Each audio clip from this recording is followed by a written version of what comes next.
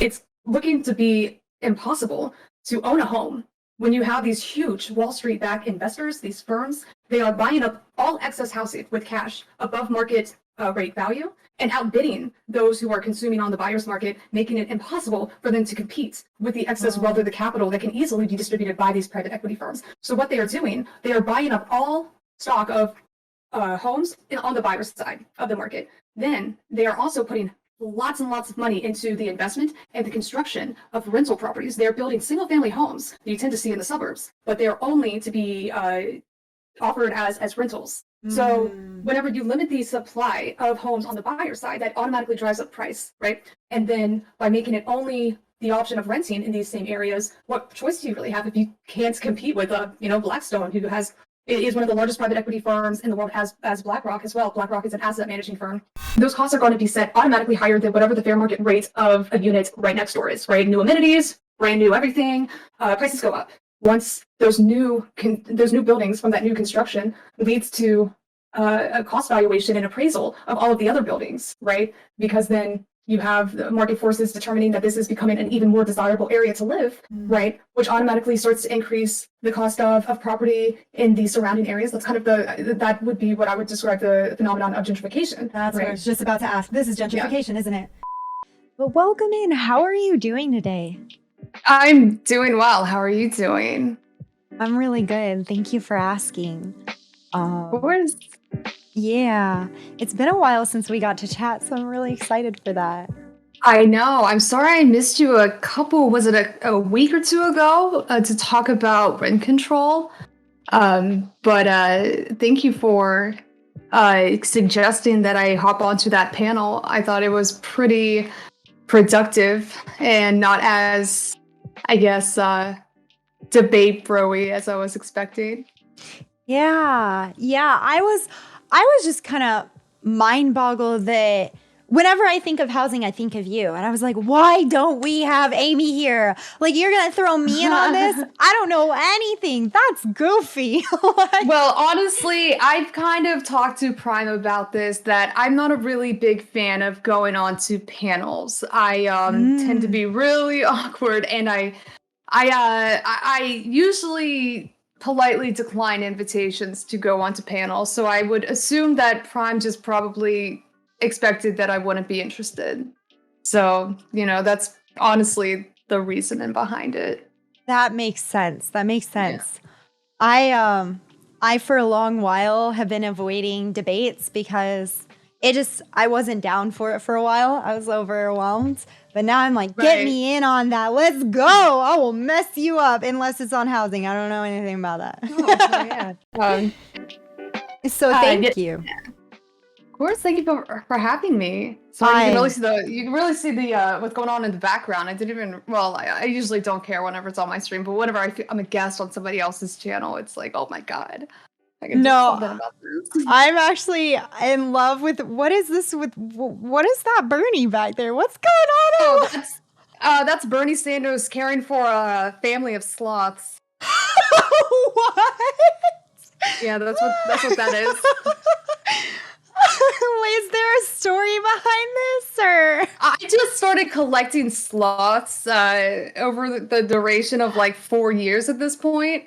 And I had a cutout of Bernie, wasn't using it, and I don't know, it was on stream. Somebody suggested, like, put Bernie with the sloths, and I was like, oh yeah, I'm doing that.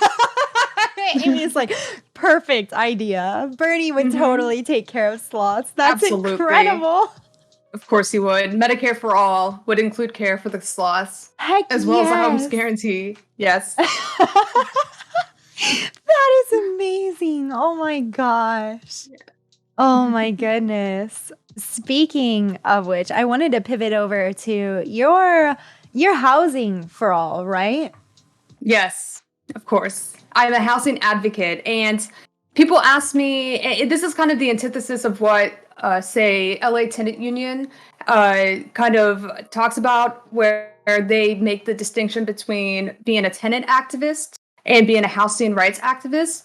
Their logic is that they are not defending the rights of actual housing stock, but I like to be a little bit more inclusive in the way that I portray myself, to include those who are both owners and renters, because you still can be at risk for precarities or insecurities if you are a homeowner, as we have seen in 2008, when a lot of homeowners that were most likely recipients of subprime mortgages, they got that offer from a bigger private equity firm to buy out, or or even a mortgage servicer firm to buy out their mortgages from under them and then move them into a perpetual state of rentership. And so I think defending the rights of homeowners as well is equally important, especially at this juncture, knowing that right now private equity firms are looking to restructure our housing market entirely and make it even more difficult to ever own a home, own equity on a home. Now, I understand that this is a transitionary point of advocacy for me, because ultimately I think that we need to abolish property and lands, private property and land. Let me make that distinction. I think that we should have the opportunity to accumulate wealth through ownership or a stake in our communities or our buildings or our homes. But ultimately, I think that that's the last line of defense in this journey to equitable housing across the country and across the world, for that matter, because this is a global epidemic. Housing insecurity, homelessness, all of these are tied together with the market fundamentalism and the commodification of our housing that is, by and large, under the ownership of Wall Street and huge capital-driven asset management and equity firms that honestly just want to accumulate as much wealth as possible. And knowing how much wealth there is in the ownership of land makes it an easy target for them to, do whatever they have to further expand their portfolios. So it is becoming an even bigger deal when you see, you have libertarians who obviously, like, who really knows what they're on about, but whenever you have kind of conservative pundits on the internet or extremely online conservatives kind of raising the red flag that this is not going to look good for their prospects of homeownership, then you're starting to realize like how serious of a matter this really is. So conservatives even understand that there's an incoming issue. And I'm sorry. Yeah. So Yeah. No. the Yeah. issue that we're struggling with right now and the direction we're going is people not being able to own homes. Is that what you're getting Right. at? So it was actually a conservative who wrote this long-winded, like, uh, Twitter thread about BlackRock, because BlackRock kind of took the reins from Blackstone after they cashed out of the rental housing market, the securities market that they helped to propel in 2019. They are now getting back into this market, of course, but BlackRock had, I guess, issued their plans for expansion in the real estate market, and it did drive a lot of people to raise the red flag that it's looking to be impossible to own a home when you have these huge Wall Street backed investors, these firms. They are buying up all excess housing with cash above market rate value and outbidding those who are consuming on the buyer's market, making it impossible for them to compete with the excess wealth or the capital that can easily be distributed by these private equity firms. So what they are doing, they are buying up all stock of homes on the buyer's side of the market. Then they are also putting lots and lots of money into the investment and the construction of rental properties. They are building single family homes that you tend to see in the suburbs, but they are only to be offered as rentals.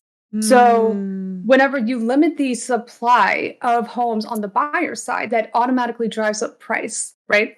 And then by making it only the option of renting in these same areas, what choice do you really have if you can't compete with Blackstone, who is one of the largest private equity firms in the world, as BlackRock as well. BlackRock is an asset managing firm um, that do the same operations as a private equity firm like Blackstone, but their goal is the same. They want to control all facets of this market, and it's good for their portfolios, it's good for their investors, it's good for their financiers to keep everyone renting.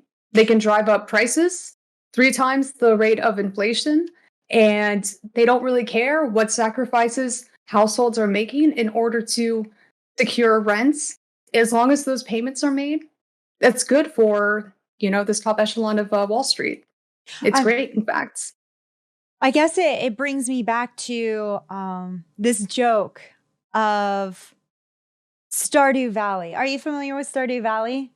I think it's a cute little game that's based on like agricultural management or resource management or something. Yeah. And so Yeah. occasionally I've joked and I've had some friends joke, like, well, I love Stardew Valley because it lets me live out my dream that I don't feel I'll ever get to actually sincerely live out of owning a home.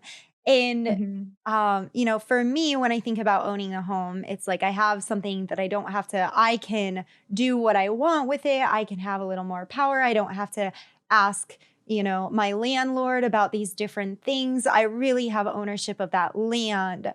Mhm. But what are the other positives outside of that? Because I've never owned a home and I've never even, like, it's a loose dream that I enact in Stardew Valley where I can plant my little fruit trees around. What are the positives to owning a home Well, you outside actually of that? mention it.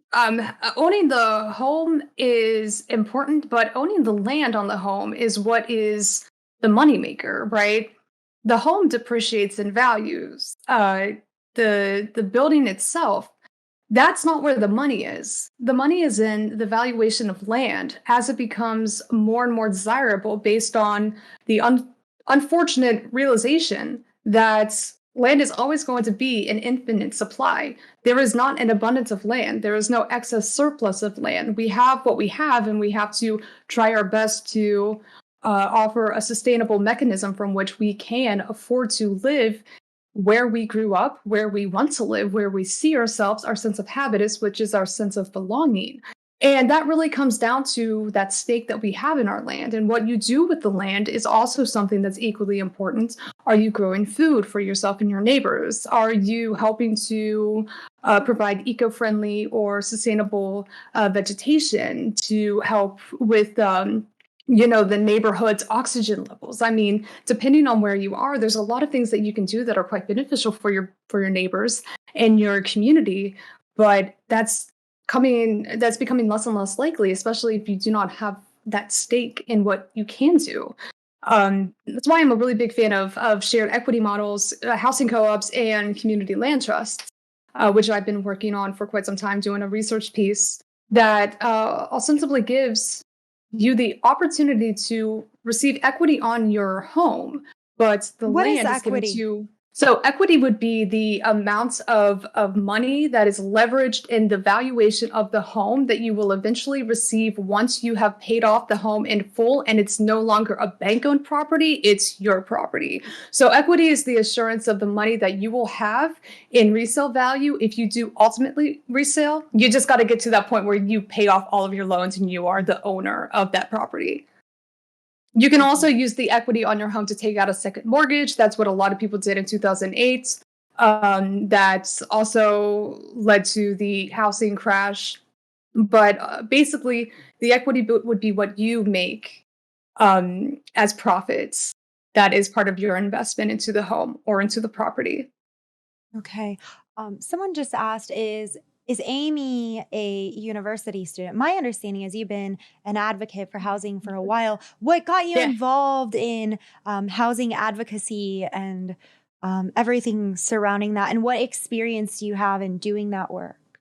I actually started to become interested in learning more about how politics at the intersection of our built environment determine a lot about what we do in a poli sci undergrad course that I took in public, it was a special interest. It was a special interest groups course that I took that kind of talked about suburban sprawl. And it was really interesting that my professor used the example of Walmarts that were built around the suburban areas that are siloed and usually subdeveloped, that don't really have like points of entry that allow for one suburb or suburban development to be connected to the next adjacent one.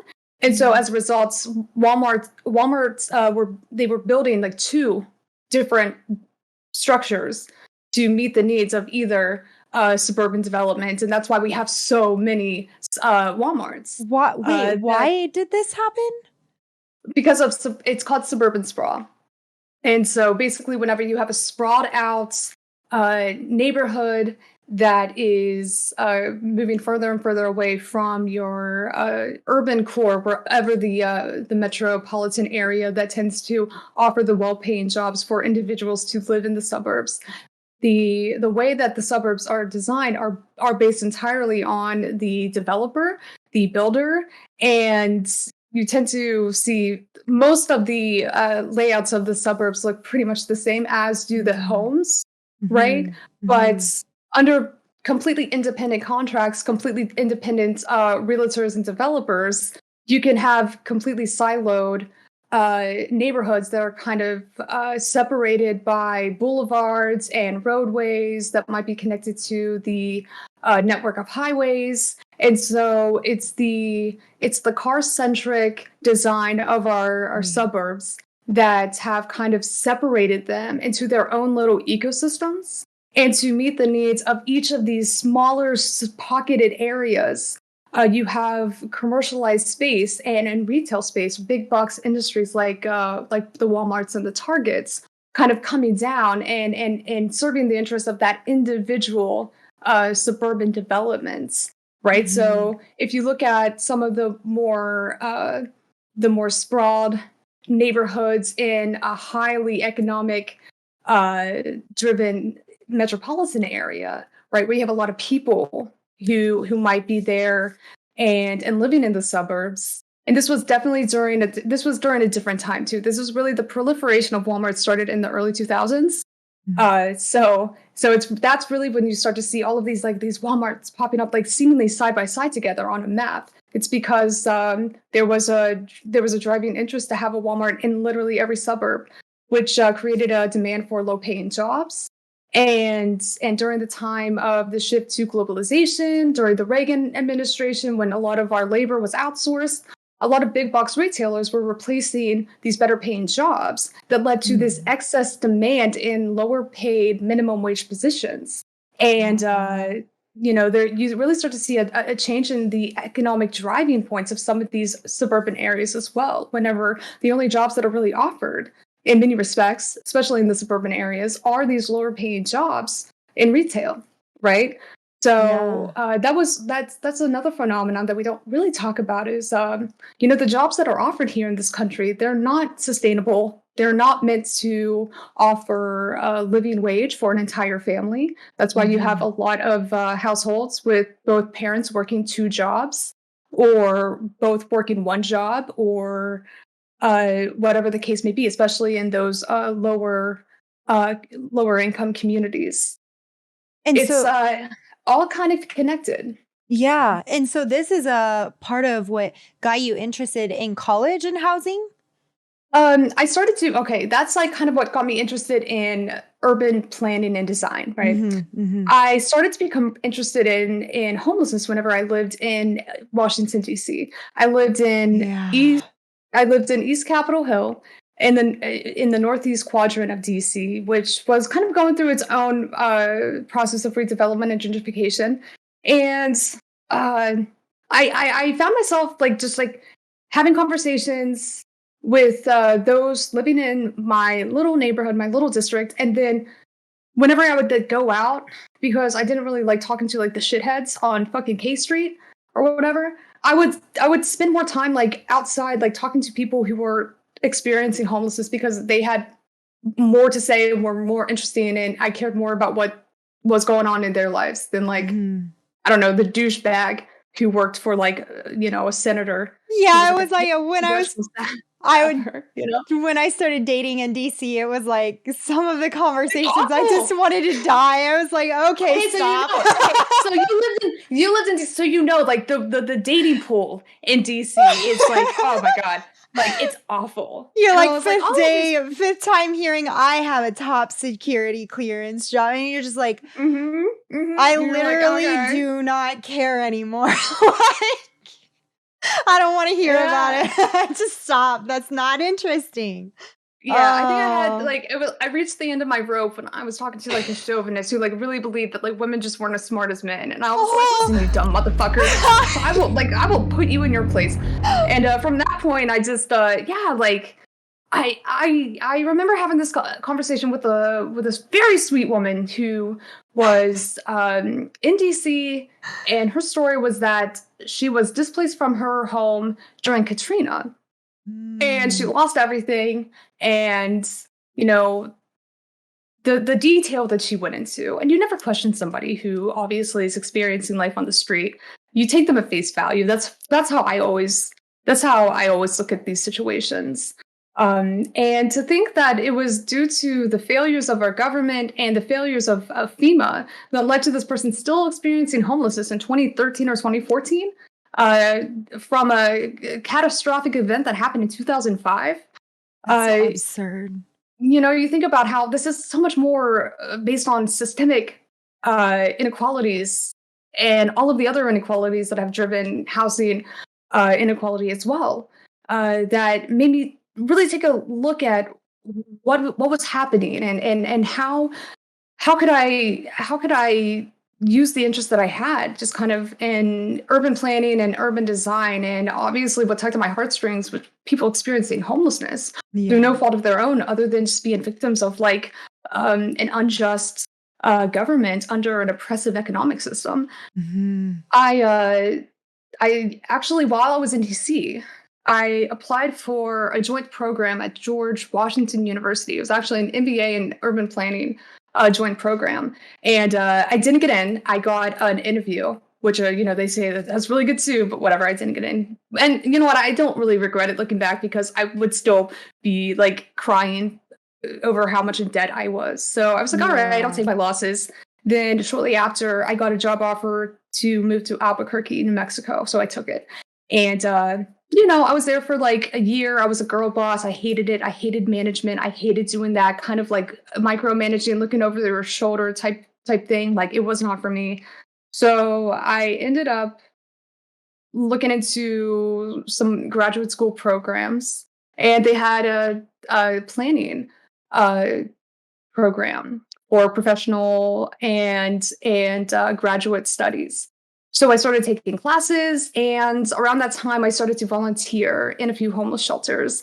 The time that I spent the most of my time in an all-male shelter. It's called Albuquerque Opportunity Center, where I would just show up, and like I would bring a sewing kit, and I would like sew up the garments of these houseless individuals, belongings, whether it be like a backpack or like, a shorts or something. And I would just talk to them. A lot of people thought that I was a therapist because I just had conversations with them. I treated them like they were, they were normal people. A lot of them were right-wing chuds, and that was kind of difficult to have those conversations with them. I was like a very like devout liberal at the time, but it was still such a life-changing experience to learn so much about individuals who honestly had just fallen on hard times, the same as the lady in DC who was displaced from her home because of Katrina.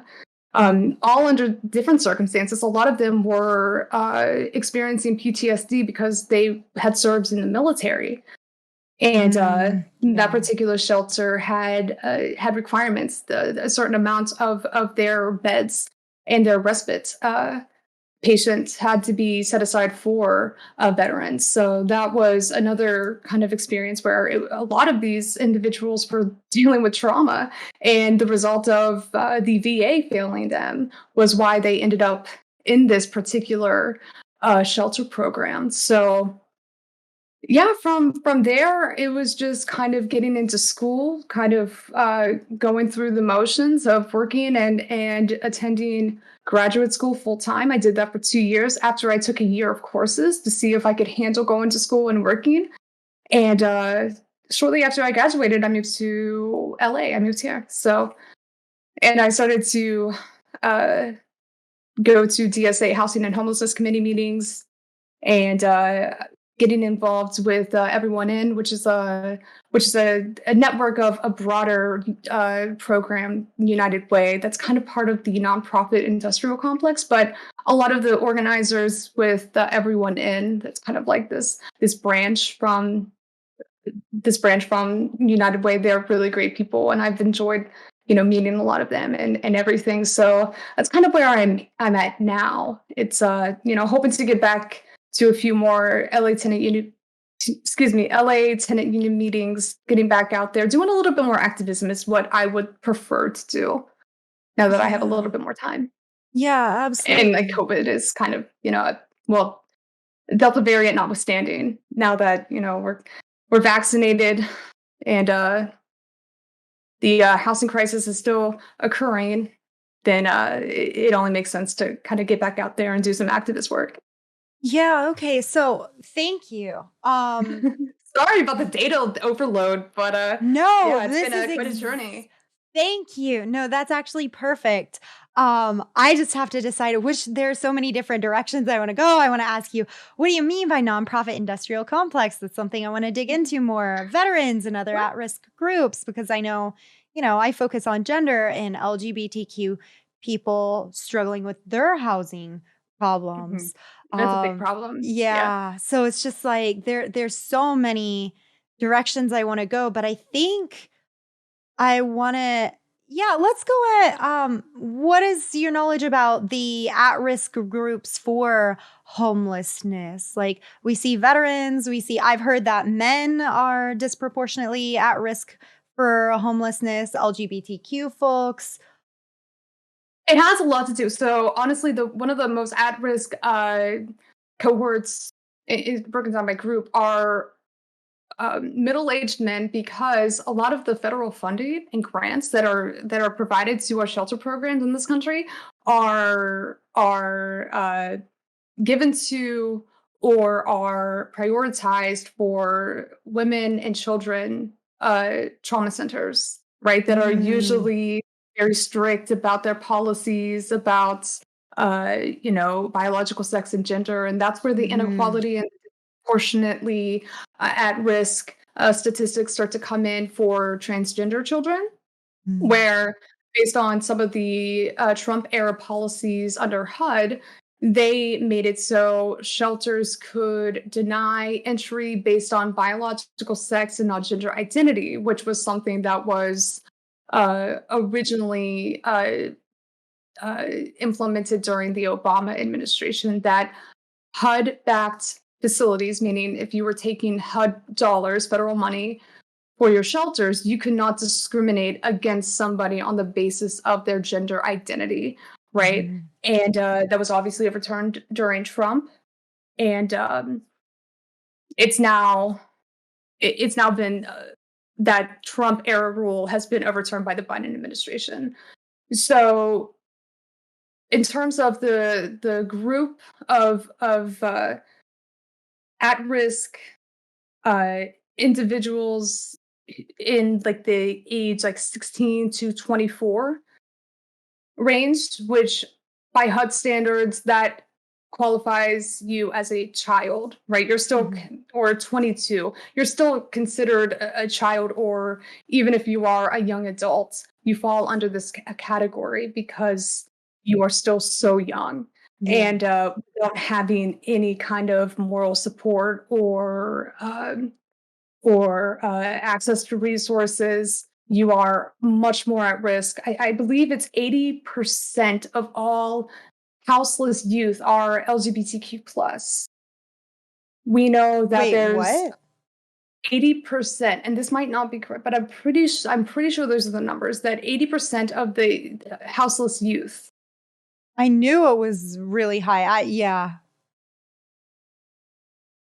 I'm gonna say, like, I'm usually good with numbers, but, like, don't quote me on that one. I know that it's Okay. outrageously high, Yeah, yeah. disproportionately, absolutely disproportionately high for, Mhm. this particular age range, right? And even more staggering number are the number of trans children who are at risk for sex trafficking once they are experiencing homelessness. So Yeah. they are the most targeted group for sex trafficking, um, unfortunately. So it became incredibly suspect in my mind that the Trump administration was actively trying to deny the rights of trans youth to have entry into these shelters, all the while going to QAnon rally. Those who were supporting Trump's policies blindly were also showing up to these QAnon rallies to protect the children because, of the underground cabal of Democrat, demons who were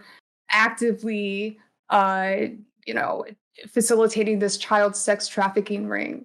But in all reality, there is no Democrat-led sex trafficking ring. Sex trafficking is a real thing. And some of those Trump policies were actively encouraging the increase of sex trafficking, specifically with regard to transgender youth, because they were denied access to these houseless shelters, these homeless shelters. And that's So, it's so yeah. sad. We dove into that a little bit, not this particular point, but that misportrayal of the current sex crimes out there and how it's functioning and how we take the energies of people who genuinely care and might even have trauma that makes them even more intensely caring about this issue and misdirecting them. It's so awful. Meanwhile, supporting things that is actually could contribute to that problem. It's so sad. That's But so it's so sad. it just really goes to the, I think it really comes down to the superficiality of conservatives and what they stand for is not really rooted in any real empirical evidence or any real concrete evidence. It's all baseless hearsay. They want to have something to stand up for, and they can't actively stand up for and boldly profess their defending of, racism and sexism and homophobia. So this is the closest thing that they can get to any advocacy that makes it seem as though they are interested in defending some course of action that deliberately misses the mark entirely. And I don't even think that they care about the hypocrisy here. I think that they will just do anything to help defend the conservative project and Donald Trump, as they are very much so members of his cult of personality. It's just a circle between, QAnon supporters and Trump supporters. They are one and the same. It is a nightmare, an absolute nightmare.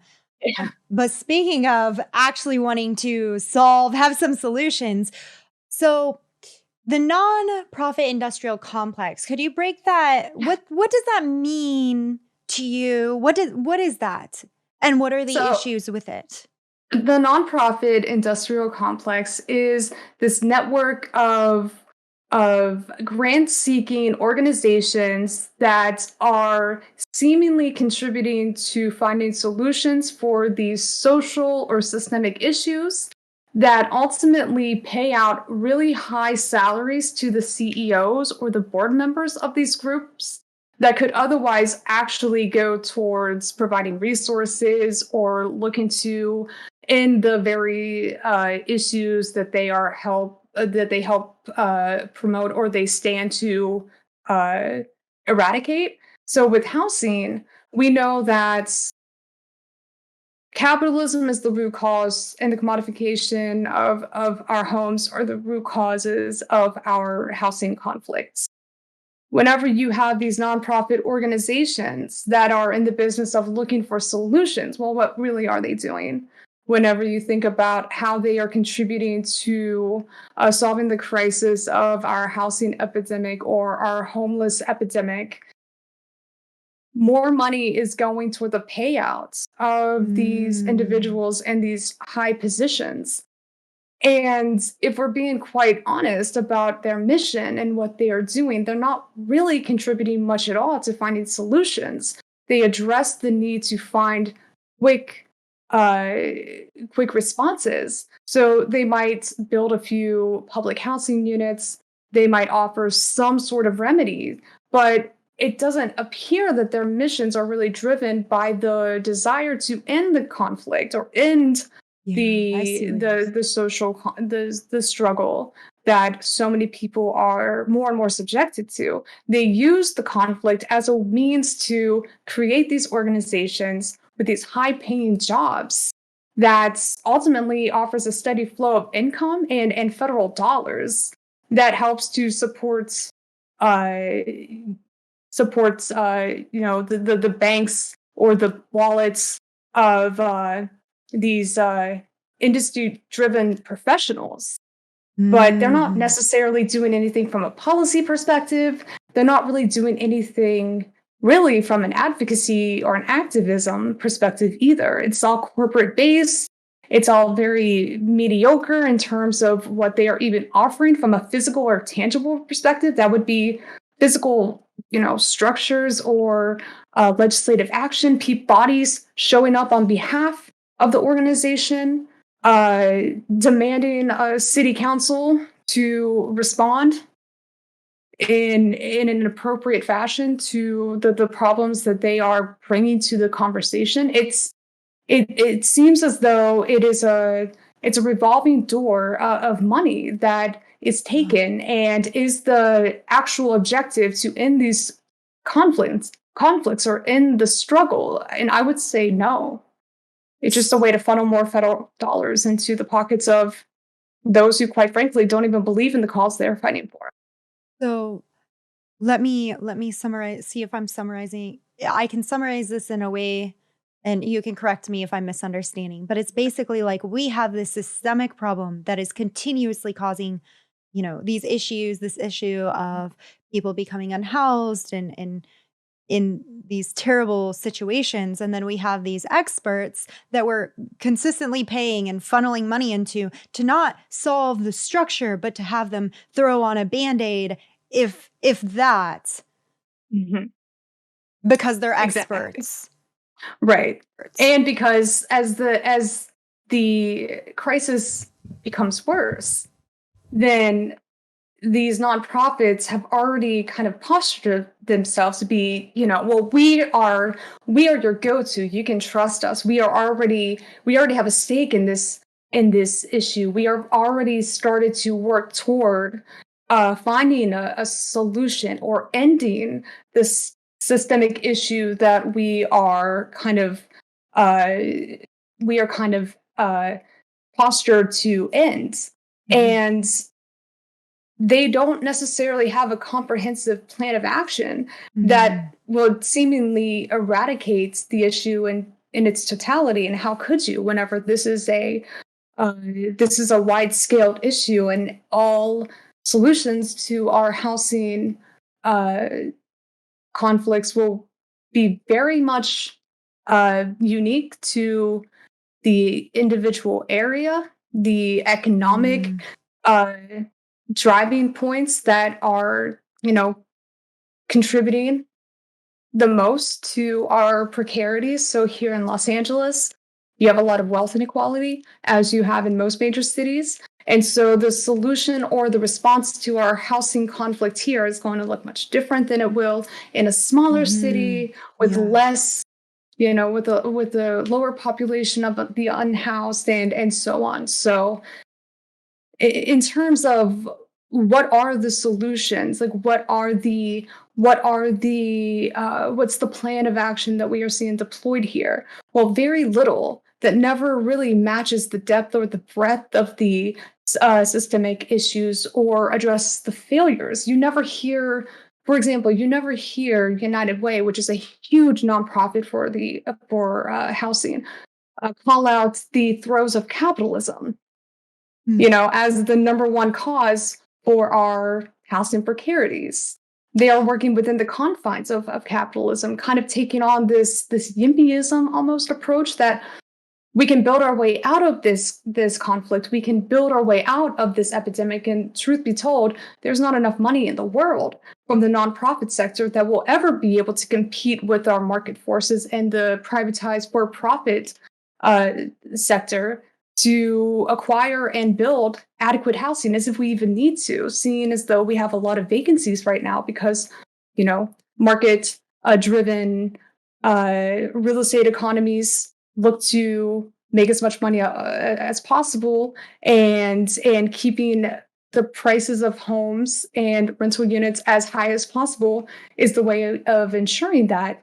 And they will take a few vacancies as a hit, kind of based on the speculative nature of our housing market too, that eventually somebody who can afford to pay an exorbitant price will enter. And that is the reason why we have so many vacancies too. So whether we're talking about the need to build more physical housing stock, or we need to find a way to make these vacancies available for those who are lower income, or convert them into a public housing model altogether, those proposals, right, are never offered by some of these big nonprofit housing organizations. They're always looking to take as much money as possible from federal grants, and then maybe offer, a very small percentage of new homes. And that is, a success, because at least a few of the unhoused individuals that they claim to be fighting for are now no longer living a life on the street, and that is enough for them. And that is the problem too. Okay. And so I was going to ask you, like, how does capitalism play into it? But I feel like you really unpacked it there, and that it is about profit. It's not about housing people. So we will take the loss in, not having people in there in the vacancies, as long as we can drive up prices and make it is that what you're getting at? Yeah. Is that understanding you properly? Yeah. So Okay. based on the price index of any new housing and the construction of any new housing, the acquisition of land, the cost of materials that are also going up, the inflation that is involved with the building of any new housing in these really saturated markets, make the cost of building incredibly expensive. The only way to offset the cost is to drive up the price points of these individual units or individual homes. If it's a suburban like development, or if it's in the middle of the city and it's a multifamily complex or a condo, those costs are going to be set automatically higher than whatever the fair market rate of a unit right next door is, right? New amenities, brand new everything, prices go up. And unless there is just like a pool of individuals kind of waiting to enter this building, the likelihood that it will automatically fill up, and yes, sometimes you can be put on a waiting list, and that does happen. Usually it takes, a little while, and there will always be, probably one or two vacancies in these luxury homes, which is the type of building that a lot of developers have kind of have started to build, because there is a lot more money to make in luxury homes, which is only putting that burden onto individual renters who aren't necessarily making enough to afford luxury homes, and most people are not. So the only option is to put more of their income into rents. Once those new buildings from that new construction leads to a cost valuation and appraisal of all of the other buildings, right? Because then you have the market forces determining that this is becoming an even more desirable area to live, right? Which automatically starts to increase the cost of property in the surrounding areas. That's kind of that would be what I would describe the phenomenon of gentrification. That's right? what I was just about to ask. This is gentrification, isn't it? Yeah. Because we have these areas that become, so DC would be an example of that, is people start deciding this particular area is where I want to be. And so because richer people want to be in there, we have these luxury homes that are coming in, and is that basically how it unfolds? And then is that how we get a very large unhoused population in a particular area like that? So what tends to happen is DC is a really interesting case study, because a lot of the money that is going into these like revitalization projects, especially the one on Anacostia, the Anacostia River redevelopment program, that was the city's facilitation of a gentrified project almost in its entirety, right? Taking federal dollars, looking to re-up this very divested area along the Anacostia River, kind of to be the new Georgetown waterfront area. And a lot of the lower income, predominantly Black residents of Anacostia fought back because one of their public housing developments were going to be demolished in the process of building this new waterfront area. And they knew what was going to happen. So they got out ahead of it instead and fought to keep their homes. It was a really good example of how, yes, an entire community can come together and fight back against the powers that be, but how long do you stave them off is the better question. Like, how long can you stave them off? If there's already plans in motion. Berry Farms was the name of the public housing community, if I recall correctly. But yes, in DC, what has to be established ahead of time is that there's going to be an incoming pool of consumers who would be interested to live in this new up and coming area. And you can almost guarantee that to be the case in these major cities. Like, DC is always going to have its fair share of interested buyers because they have a concentrated amount of wealth. Same as New York, obviously. Even I would say Austin, Texas is getting there. We know that, San Francisco, San Diego, and Los Angeles and California, they all have that effect where people just want to live there. So, and industries, it's not just people, but industries want to set up headquarters there, which will be interesting to see how that pans out now that a lot of companies, even though they might have headquarters in a particular city, they are looking to keep people working remote because they've saved so much money from their commercial space. So once we see how that kind of does pan out, if more major companies do look to move completely remote, how that will impact our commercial districts and our downtown urban cores. But I kind of digress from that. Back to major cities just almost having a guarantee that they can build and redevelop a predominantly lower income neighborhood and people will come. It's kind of speculation 101.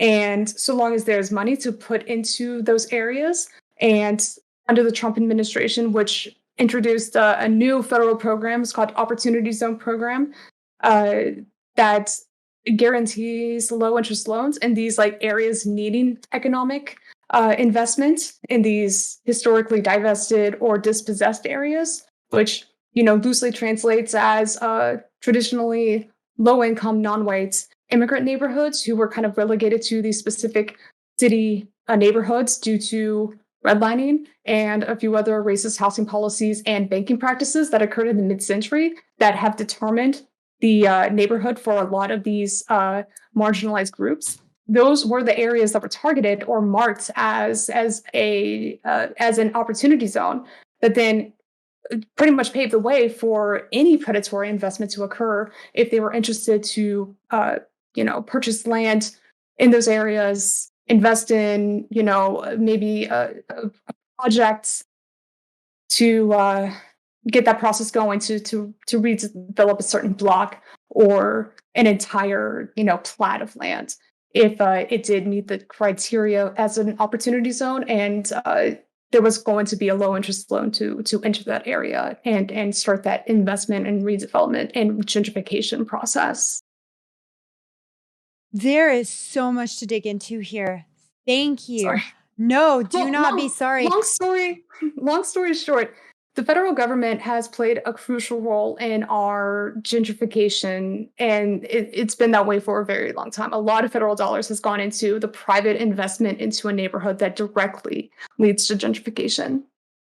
No, don't apologize, and thank you for that. Thank you for the beautifully packaged version too. After digging in so deeply, I love that because to me, I'm just thinking. I hope that you will be willing to come in and unpack some of these topics more deeply with me. I'm so excited to have. I know we Twitch together for a while and met at a TwitchCon and everything, but it just hit me like I have a housing advocate here who could unpack some of these topics. Why am I going to dive into YouTube or go do my own reading when I have someone who does that work and is already very knowledgeable? Anytime. So if you'd like to be on more often, I would love to have these conversations. and dig more deeply sure. into gentrification. I don't want to keep you too long. A few questions from chat.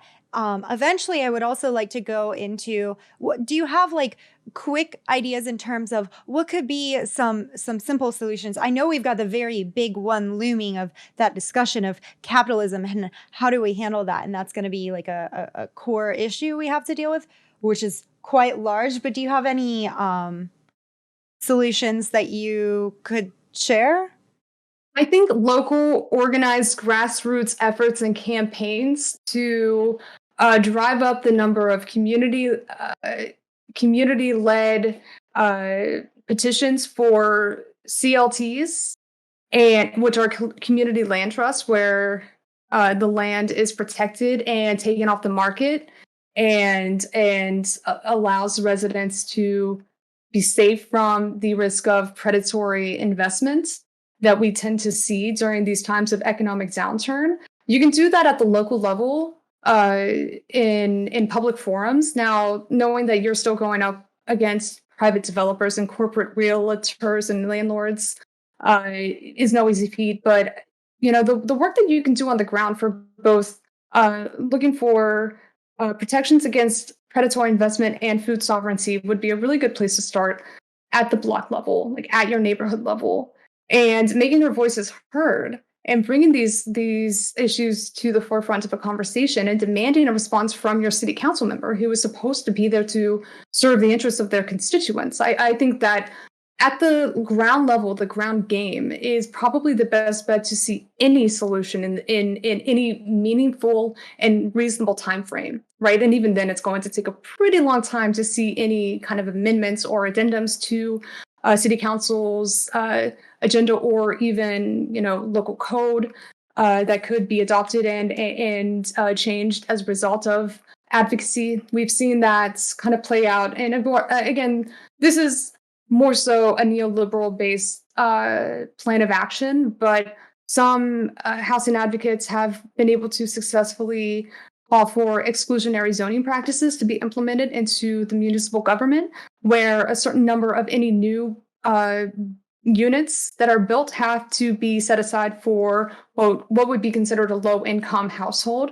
And you can take it a step further. My policy prescription would be to call for an overlay zone, a preservation overlay zone, to apply to particular delineated districts that would make it impossible for any predatory investment to occur without the consent or the acknowledgement of a board of directors who would oversee the local land use decisions. And I know that would be taking the power away from city council, but ultimately I don't trust all of their judgments in doing what's best for their lower income constituents. And if there is a way to at least offer a blanket protection to all individuals who could also be operating as a CLT, which have a little bit more political agency than just an advocacy group, then it could actually be up to the CLT that would be making those decisions, that already has a structured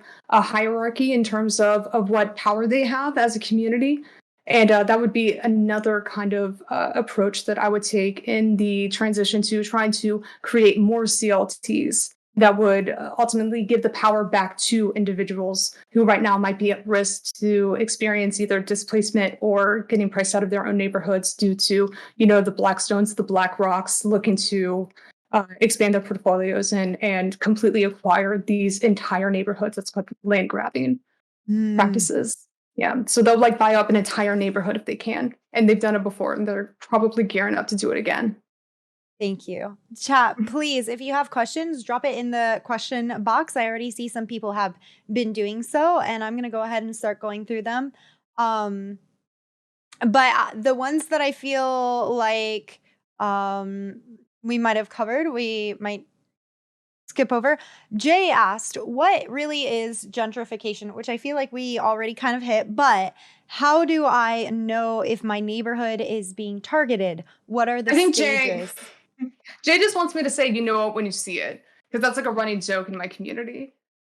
Wait, That's how I've described gentrification in the past. You know it when you see it, which means that you're too late. Gentrification has already occurred. Ah, So yeah, gentrification good. usually is a process that begins behind closed doors that are backing deals between private developers and public officials. And a lot of this information might be privy to the public, but they don't necessarily know because you don't know which community meeting or city council meeting that is in charge of land use and licensing is going to be going over the beginning stages of gentrification. It just kind of happens like one building at a time, one block at a time, and unfortunately, you know when you see it is when it's happening, and there's no real way to stop it. Mm, The better question is how do you know how to stop gentrification before it begins? And that can be a really difficult thing to answer because a lot of this information requires uh, a group of vigilant, fierce community members who are on the lookout for any kind of changes, any kind of acquisitions, and getting ahead of that simply by staying on top of or attending every single community meeting could be a big ask, but mhm. there's absolutely, I think, some ways to uh, preemptively fight back to secure the neighborhood. And I would recommend going to a city council stating the fear that a neighborhood could be at risk and asking for some sort of amendment or an addendum to a local zoning code that are called overlay zones. Overlay zones are used for form-based code to make changes to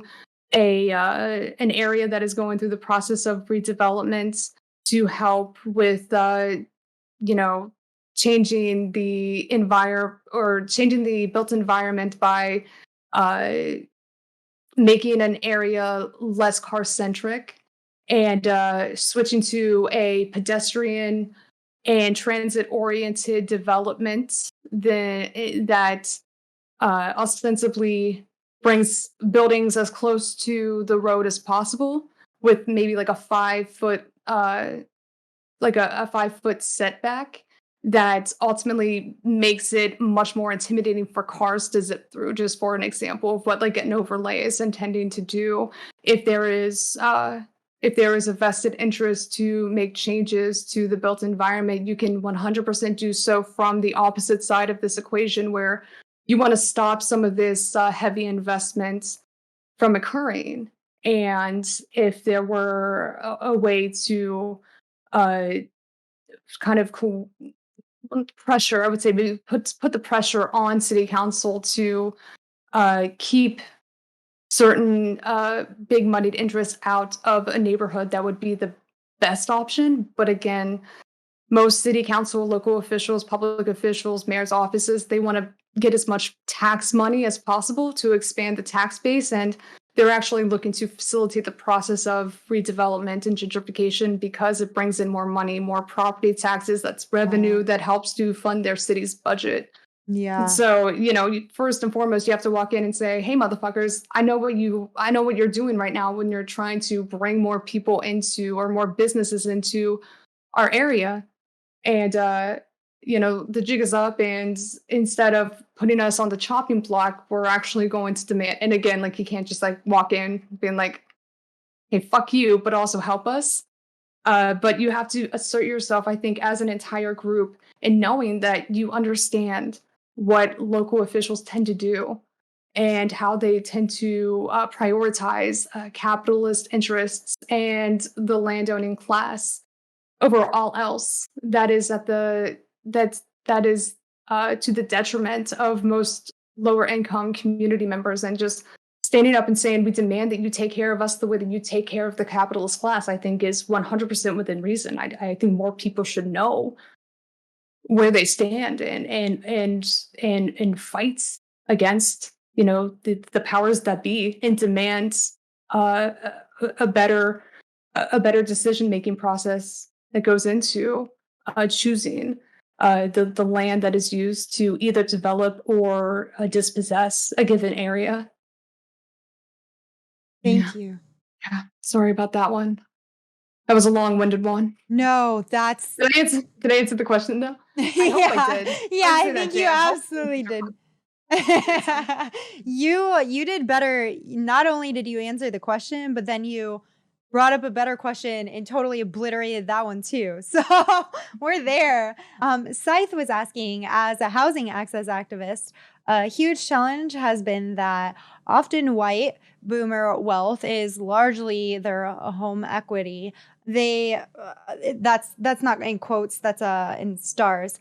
They vote for gentrification against all supply. They vote for suburban sprawl, and they block affordable public housing builds. How can we win when they so massively outnumber us at the polls? They don't. And the problem is that this is where voter suppression tactics play a huge role of local elections, because there is in no way, shape, or form more petite bourgeoisie voters than there are members of the proletariat who simply can't get to the voting booth because they can't wait 3.5 to 7 hours in line to cast their ballots. It comes down to finding ways around the suppressing of the votes and that's even in the democratic process of voting to either pass public housing projects that tend to have to go through the public forum process because it is public money on city-owned land.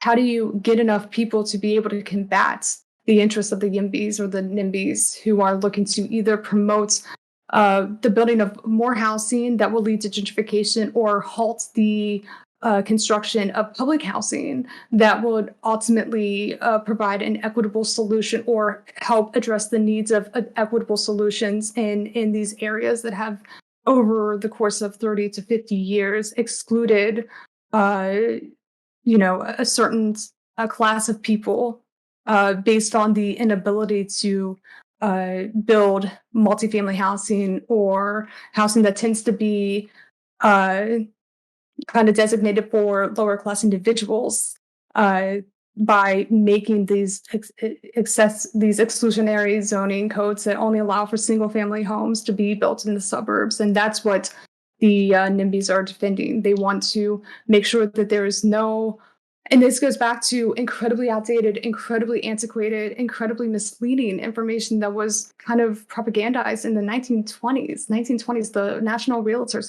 Association, who said that if you brought in non-white people into the suburbs, that would devalue a white person's home. And it's not even necessarily true that if you diversify the suburbs right now, and I'm not even talking about the diversification of different races or classes, I'm talking about the diversification of building and housing stock. And a lot of equitable housing plans for lower income communities includes transportation lines, which do the exact opposite of bring down the value of a home. It actually increases the value of a home whenever you're in proximity to a metro station or a bus line.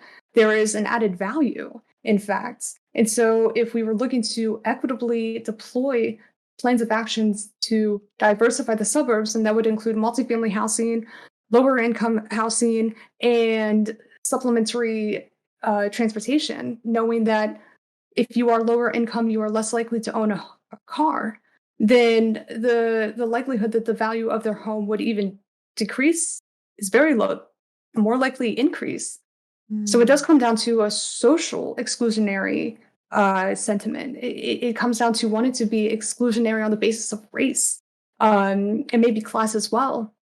And not really about the value of their home, the appraised value of their home. And I think that in order to combat that misleading information, you have to call them on the carpet and point out the mere fact that you are propagandizing very outdated information and debunking that myth in a public forum, in the public court of opinion, might be the only way to fight back and to continue to advocate for the diversification of the suburbs by any means necessary.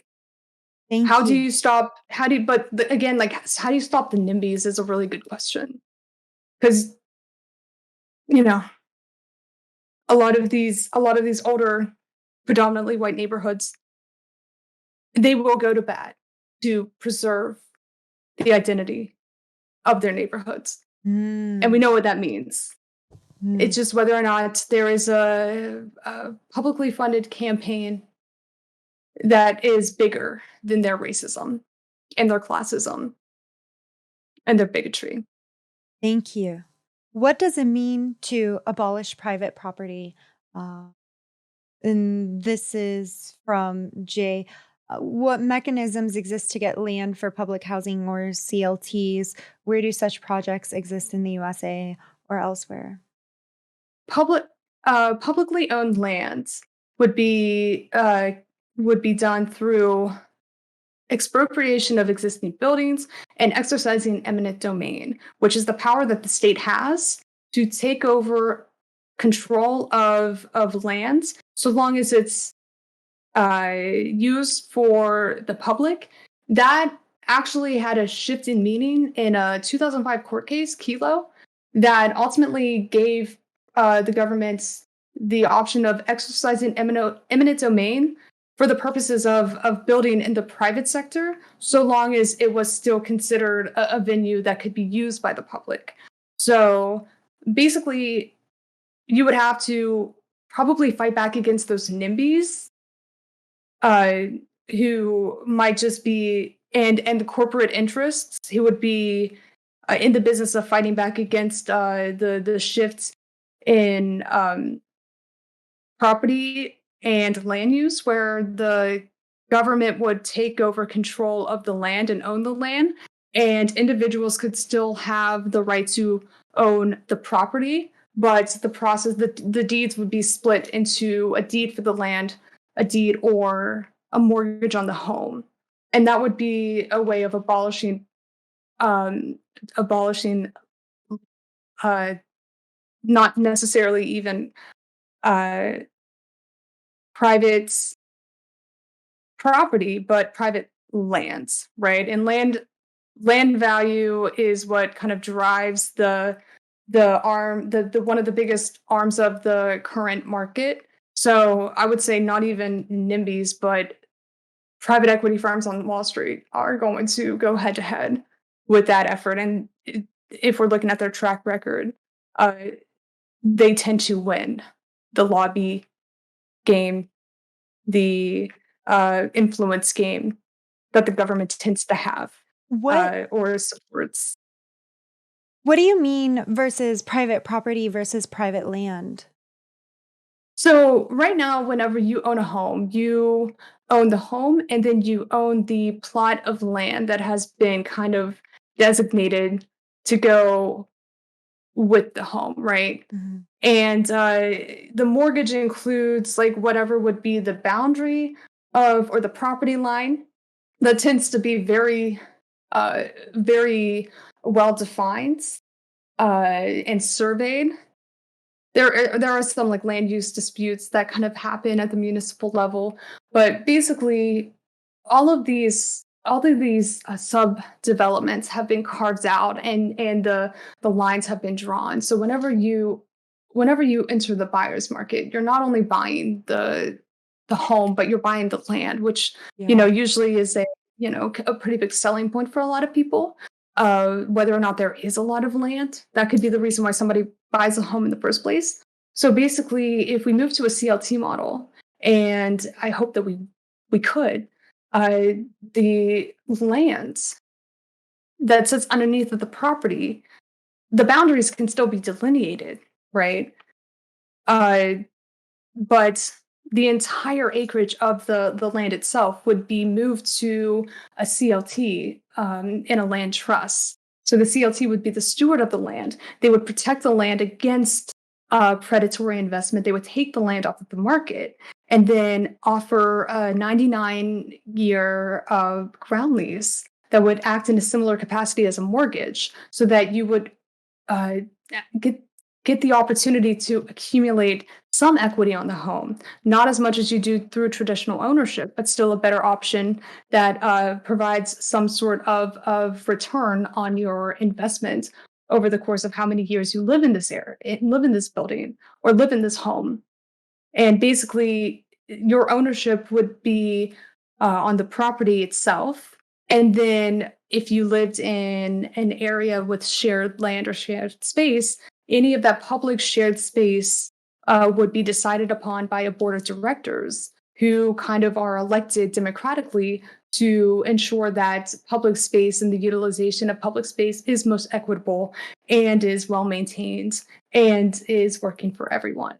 So it's not only a great mechanism to keep people safe from the Blackstones, but also give community members the opportunity to have a stake in what happens in their community. It protects community assets like agricultural space. It protects landmark businesses like local restaurants or local businesses that could otherwise be bought out by bigger real estate developers.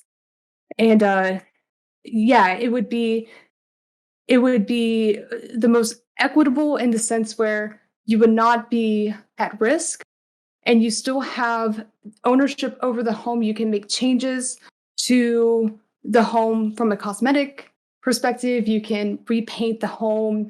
You can make additions to the home, but you just wouldn't own the land that sits underneath of the home, if that makes sense. Thank you for that. So now we're back into Scythe. Another question from Scythe. Housing activist here again. The suburbs rule my city and their councillors blockade all forms of affordable public housing, density, and use lies about protecting the environment and to push suburban sprawl. Me, sadly, the only thing that can pass here without some kind of revolution would be market-based solutions, zoning reform, deregulation, and vacancy taxes. What should we do here? I would point directly to my friend Juan, who is a city council member in Aurora, Colorado. And if there is the will, there is the way. Find good leadership in each of your districts and try your best to run them against your corporate backed. And this is obviously maybe a shot in the dark, but try to get you a new slate of counselors, like what happened in Aurora, Colorado, where a whole bunch of people got together. They were sick of seeing the same shit over and over again.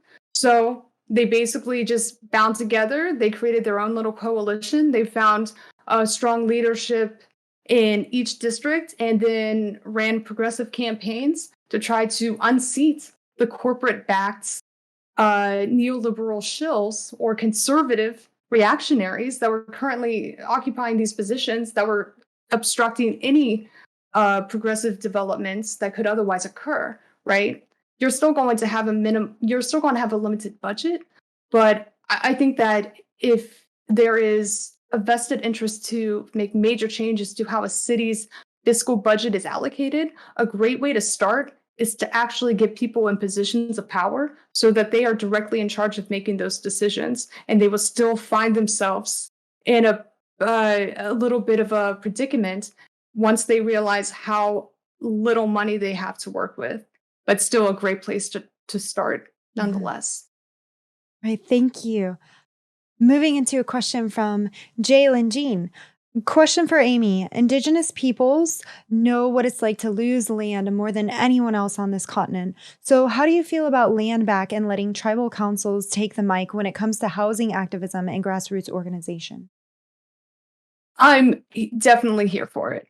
And in terms of how that could play out, well, it has a lot to do with if you're in a prominent position of advocacy, knowing when to hand the mic over to an Indigenous person to make sure that they are very much leading the charge in many respects and giving them the opportunity and the platform to be able to share through the stories that they have been sharing from generation to generation. That is a really important component of Indigenous spaces, is the is the oral storytelling that has gone on for generations to make sure that the identity and the culture of each tribe is preserved, and giving them that space and that moment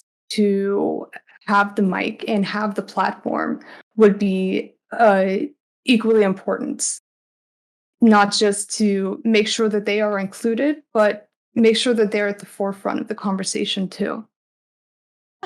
Oh yeah, But I've like worn myself out just like talking for like an hour, 20 minutes straight. yeah, we're almost through questions. I think this is the last one, unless we have any more coming in.